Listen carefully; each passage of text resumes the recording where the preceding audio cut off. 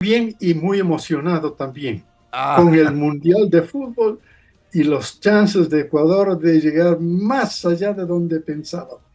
claro, y arranquemos precisamente con eso. Ya vamos al tema pues central que le habíamos pues justamente extendido para Sí. analizarlo. Pero este es un momento especial, bien particular del fútbol ecuatoriano, ¿no? Juventud, nuevos sueños, nuevas ilusiones, nuevas visiones que pueden dar pues precisamente la sorpresa en el Mundial, doctor. Da la impresión de que este es un nuevo Ecuador, ¿no? Claro, tenemos toda una juventud representando al Ecuador en el más importante evento del mundo y por supuesto concentrando en el evento del mundo a los mejores, porque aquí no es que se juega simplemente por jugar, hay que jugar con los mejores, porque los mejores han sido seleccionados. Y entonces, y Ecuador ha hecho un papel extraordinario hasta el momento. Bueno, pues vamos a tomar la parte de la consagración de Ecuador o la reconsagración del Ecuador como, con el corazón de Jesús para que nos guíe, apoye también a nuestros futbolistas en este evento internacional. Oiga, y es como que se van alineando, ¿no? Como decimos, justamente, ¿no? Las estrellas en torno a estos temas. Es, En lo espiritual, ¿no? Mencionábamos aquello porque parte de la historia reseña lo que ocurría. Imagínense ustedes, a veces no revisamos la historia, ¿no? Aquello que se daba en 1874 en el mandato del presidente Gabriel García Moreno, ¿no? Consagrar Gabriel García Moreno, sí, el señor. presidente José Gabriel García Otro Moreno. ilustre guayaquileño. Sí, sí, ilustre guayaquileño. Consagrar en esa época a nuestro país al Sagrado Corazón de Jesús y precisamente como decíamos hace un momento con la otra entrevista, ahora se va a hacer pues esta ceremonia para reconsagrar al país, ¿no? Son hitos importantes, está esta situación de nuestros deportistas en general, ¿no? Porque nos situábamos obviamente en el tema del fútbol por lo del Mundial, pero hay que destacar que el momento de los atletas ecuatorianos es impresionante, chicos y Es chicas impresionante. en otras Vemos, disciplinas. vemos coleccionando todos los eventos en donde participa Ecuador y es una participación muy predominante, impresionante. Es, es, es, es ilustrativo la forma de ver cómo estos atletas nuestros vibran con la bandera. Oiga, ¿y cómo trasladamos precisamente eso? Ese ímpetu, se nos infla el corazón. ¿Cómo trasladamos esto de lo que estamos hablando, esa entrega, ese compromiso con el país? ¿Cómo lo trasladamos a los otros órdenes de la vida? La toma de decisiones, la gobernanza, la institucionalidad. ¿Cómo podemos trasladar aquello? Interesantísimo, siendo positivos. Yo creo que el punto de quiebre, lo voy a poner en ese contexto, el punto de quiebre para la industria energética en general contempla la industria del petróleo, la industria del gas natural, la industria de la generación eléctrica, la industria de la minería asociada con la generación de energía eléctrica. Este conjunto de recursos naturales positivamente bendecido otra vez por el Señor a este país, está a disposición del Ecuador para que tome como punto de quiebre el presidente de la República, que es quien comanda la política de desarrollo del sector energético, para dispararlo hacia adelante. Y entonces, pero no hay cómo hacerlo solo, siempre hay que hacerlo acompañado. Y curiosamente, así como Estados Unidos, también escuché el conjunto de obispos que se están reuniendo en Estados Unidos para consagrar a Estados Unidos al corazón de Jesús. Igual han pasado varios años para ellos hacer esto y nosotros somos parte del mundial en los Estados Unidos, jugando en los Estados Unidos. Y en ese contexto, ver que las posibilidades son mejores ahora que antes, porque tenemos ahora gente más disciplinada, mejor capacitada, con un entusiasmo gigantesco y que se han se han proyectado mundialmente de una manera estelar, estelar. Entonces, en ese contexto hay que asociarse con el socio mayoritario del mundo. ¿Por qué digo esto? Porque el socio mayoritario del mundo nos está invitando a través de esta gran cumbre de las Américas, ¿no? Esta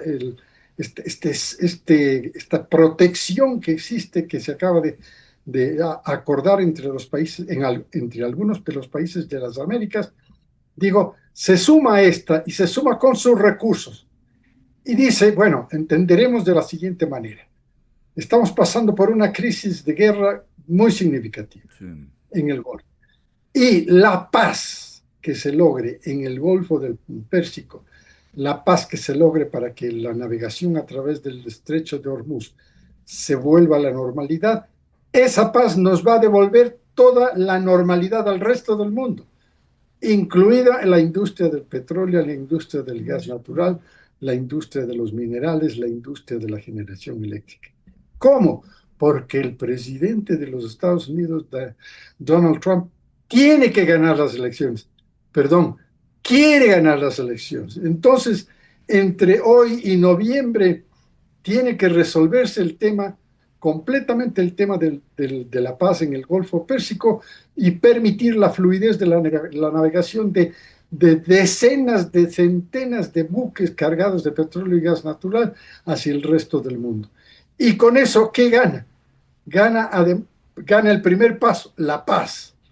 El segundo paso es el mundial también. El mundial va a ser un efecto, va a tener un efecto importantísimo de recuperación económica, gigantesco, diría yo, para todos los que agrupan y reciben a todos los deportistas y aficionados y todas las transmisiones que se hacen en línea hoy en día. El tema es importantísimo de la recuperación económica. Y a esa recuperación económica hay que sumarle también otra recuperación, ¿no? Que es cómo Estados Unidos recupera su calidad de potencia internacional, potencia mundial. Y entonces es ese conjunto que le hará precisamente cambiar el rumbo de todo el mundo hacia una mayor prosperidad. Pero mayor prosperidad significa mayor consumo de petróleo, mayor consumo de gas natural, mayor consumo de minerales, mayor consumo de electricidad y qué fortuna, qué bendición. Este país tiene todo lo que acabo de enumerar, lo tiene el Ecuador, pero Claro. hay que asociarse. Y esa asociación se da cuando el Ecuador tome la pauta con el presidente de la República a la cabeza y diga, estamos abiertos a la inversión extranjera para el desarrollo de nuestros recursos naturales. Claro, eso es necesario, eso es importante, ¿no? Pero vemos que no se dan pasos en esa línea, en ese sentido. Lamentablemente, quisiéramos que así fuera. Revisábamos las cifras del Banco Central, ¿no?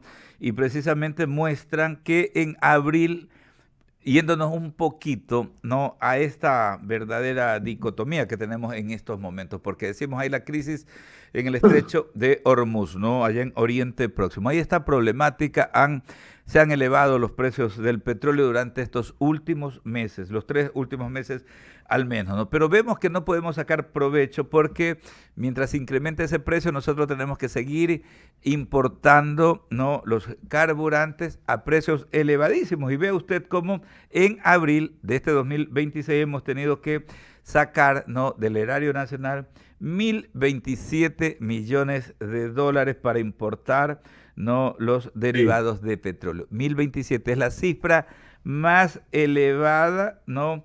Desde que hay pues estos datos estadísticos que se pueden comparar. Es tremendo, así, es tremendo. Entonces, tremendo. no sacamos provecho de aquello, de esta espiral decrecida de los precios del petróleo, porque en contraposición tenemos que seguir importando y ya vemos cómo, incluso acá no terminamos de entender algo, ¿no? Que en los precios internacionales de las gasolinas y del diésel están más elevados y esa diferencia justamente la tiene que asumir el Estado. Por eso todavía estamos en saldos rojos y ese es un grave problema para la finanza pública. Absolutamente correcto. Pero esto cambia también. A este conjunto que enumeraba hace un momento, en el que va la reactivación de los Estados Unidos como el motor de la reactivación económica del mundo, hay que sumarle el tema de no solamente el fin de la guerra, y no solamente la libre navegación del transporte marítimo por todo el mundo y por todos los estrechos, sino el tema de las elecciones de los Estados Unidos. Y entonces el presidente de los Estados Unidos está apuntando con todo esto que se resuelva, pero allá, dirigido allá, a ganar las elecciones. Y entonces, ¿qué quiere decir esto? Que todo está concentrándose en ese punto, las elecciones de los Estados Unidos, porque evidentemente el presidente de los Estados Unidos está trabajando hacia ese punto, alcanzar la paz, alcanzar la libre navegación, alcanzar el aumento de la economía, la economía mundial, son objetivos que, sin la menor duda, no solamente ayudan a la potencia más grande del mundo, que es Estados Unidos, y a su presidente en estos momentos, sino que con él a todos sus asociados. Y entre todos sus asociados, evidentemente, están aquellos que firmaron el acuerdo de la Cumbre de las Américas sobre este protector mundial electrónico, ¿no? De un ataque para Claro, el protegernos de un famoso escudo ataque, de las Américas. famoso escudo de las Américas, Oiga, correcto. doctor, una consulta, a ver, si ponemos no los hechos históricos, porque lamentablemente yo me uno a esa aspiración, yo quisiera que por el bien, primero de la paz mundial, ¿no? Se concilien posiciones allá en Oriente Próximo, entre Estados Unidos y la República Islámica de Irán, pero vemos que lamentablemente más allá de los anuncios tras anuncios, los ataques siguen y debemos seguir nosotros por nuestro trabajo comunicacional, pues el minuto a minuto, y vemos que siguen los bombardeos de un lado al otro lado. Pongamos en parangón dos hechos, ¿no? Lo que ocurre en estos momentos, en la actualidad, y lo que pasaba pues con el embargo petrolero de 1973, luego de que las naciones árabes justamente pues decidieran no dejar de exportar petróleo. En ese momento era una realidad distinta pues, y una necesidad distinta de los Estados Unidos en el gobierno del presidente Richard Nixon, ¿no? Dejar de exportar. ¿Cómo podemos hacer la comparación en lo que tiene que ver con las afectaciones que hay? Interesantísimo, porque en esa época, 73-74, Estados Unidos era un importador neto de petróleo. Hoy día la diferencia es que Estados Unidos es el campeón de la exportación de petróleo y gas natural en el mundo. Es el primer productor de petróleo y gas natural del mundo. Gran diferencia porque todo está concentrado en cómo se maneja el petróleo y el gas natural en el comercio mundial. Gran diferencia. Segunda gran diferencia, hoy día existen todos estos acuerdos ya previos que se han ido desarrollando, primero, para trabajar todos en conjunto por el bienestar. Queremos el bienestar y por eso es que la reactivación, que es el segundo tema central de la política de Estados Unidos durante este periodo, en este periodo cortito se tiene que dar la reactivación. Y en este periodo cortito de la reactivación tienen que caerse los precios del petróleo. Y al caerse los precios del petróleo va arrastrando a los precios del gas natural. Y al caerse los precios del gas natural va arrastrando a los precios de los minerales. Y así sucesivamente. Toda la economía recupera porque se ha alterado, sin la menor duda, se ha alterado, pero recupera la normalidad. Y entonces, este punto de que los precios van a bajar con el concurso que le da esta solución final al tema del bloqueo del estrecho, en el De estrecho de Hormuz. Hormuz, a la navegación de barcos de petróleo y barcos no solamente petroleros y gasíferos, Gas, sino claro. también del comercio de mercancías. Doctor, y Entonces, con... Claro. todo ese conjunto daría como golpe fantástico al mundo la bajada la caída de los precios de los combustibles a nivel del surtidor, a nivel del día en que usted pone y llena su tanque de gasolina y así sucesivamente. ¿Y esto qué quiere decir? Un ahorro. ¿Y esto qué quiere decir? Que el ahorro lo puede utilizar en otras condiciones y así sucesivamente. Es decir, tiene un efecto multiplicador económico fabuloso. Claro, y ahí nos tenemos que olvidar de la pesadilla de los 12 de cada mes, pues, ¿no? Acá en el Ecuador, obviamente, pues, ¿no? Bueno, Porque hay no, la... no, no, no solamente de cada 12, porque en el cada 12 hemos sido protegidos hasta aquí Sí, con las bandas. Entonces, la banda le ha protegido al consumidor, sí, le ha exacto. protegido un poco al consumidor. El resto, como acaba usted de citar, 1.200 millones de dólares, es el extra que le toca pagar al gobierno para poder cubrir la importación de combustibles del mercado Y que internacional. Y podría digo, utilizarlos en los campos de atención social, por supuesto, pues, ¿no? exacto, exactamente. Y entonces, ¿esto por qué? Y también nos da chance, también nos da la oportunidad de terminar con el problema, de resolver el problema de las refinerías. Y en este caso, la refinería de Esmeraldas.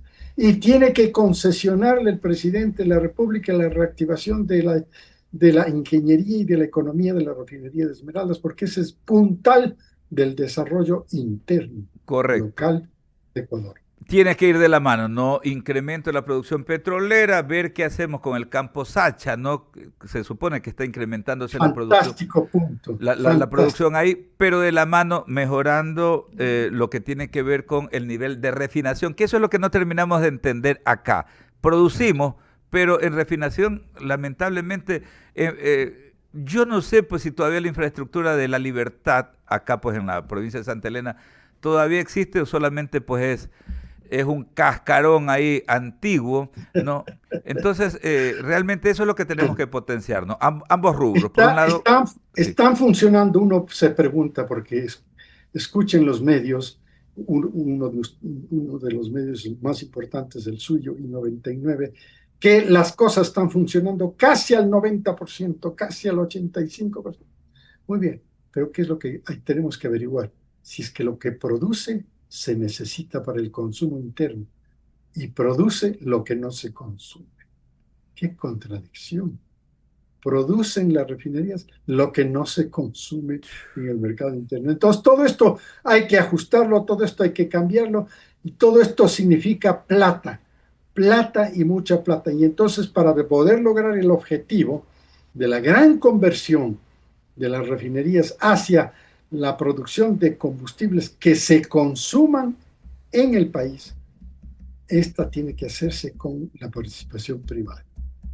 y ese es el reto del actual ministro, pues no, Ese es el justamente, ¿no? reto. El principal reto, pero un reto, Y entre esos está Sacha también. Sacha. Y cuidado, porque vi que hay voces en la industria que dicen que el Sacha debería, ya le están poniendo cortapisas, ya le están poniendo cortapisas. Siempre estarán listos para ponerle cortapisas. Dice que solamente se hagan los cálculos sobre el incremental, que para que que solamente la compañía privada, el inversionista extranjero, toque solamente la operatividad del incremental. No, pues estamos equivocados totalmente.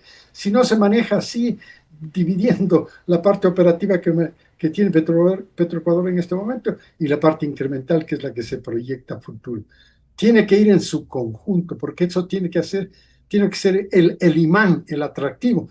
Porque si solamente se le invita a los inversionistas a que tomen la idea de la operatividad futura del incremental, del barril incremental, estamos equivocados, no estamos invitando a las grandes compañías, le estamos invitando a las pequeñas, a los aventureros. Cuidado, ojo Ujú. con los aventureros. Claro, hay que estar muy atentos. Oiga, y para cerrar, doctor René Ortiz, en el tema que tiene que ver con la situación eléctrica, ¿no?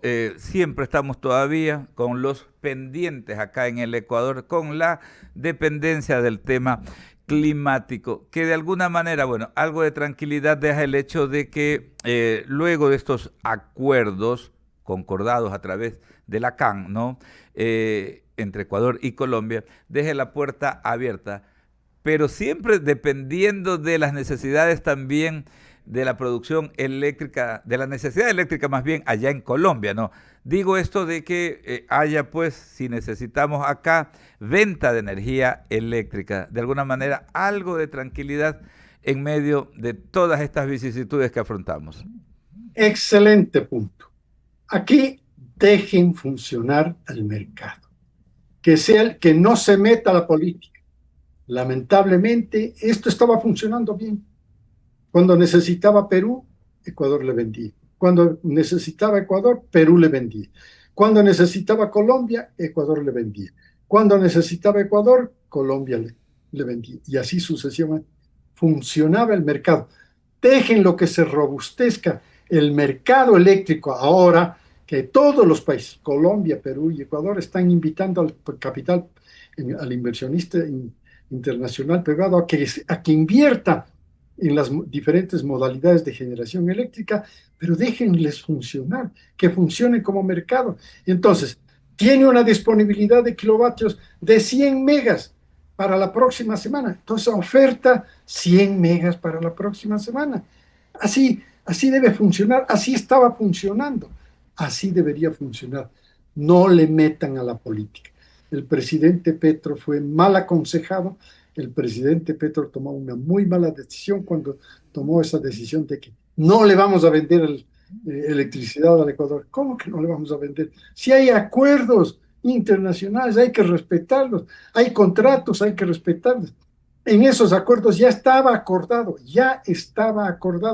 a qué precio compraría Ecuador los kilovatios y a qué precio compraría Colombia los kilovatios a Ecuador. Y así sucesivamente. Dejen que trabaje el mercado. Con las... Y en este contexto, lo que se nos viene es una seria situación climatológica con el Niño. Y Doctor, no solamente afecta a Ecuador, afecta a Perú, afecta a Chile, afecta a Colombia. Y entonces la coordinación económica, la coordinación operativa, déjenla ser a los técnicos. Por favor, gobiernos, no se metan. y definitivamente no perdamos el ímpetu con el que arrancamos esta entrevista. Doctor, hasta aquí tú un fuerte abrazo. Siempre es grato hablar con usted, ¿ah? Igualmente, un placer inmenso. Gracias, Buen es día. el ex ministro de Petróleos y de Energía de nuestro país y también ex secretario general de la OPET, la Organización de Países Exportadores de Petróleo, René Ortiz, conversando esta mañana.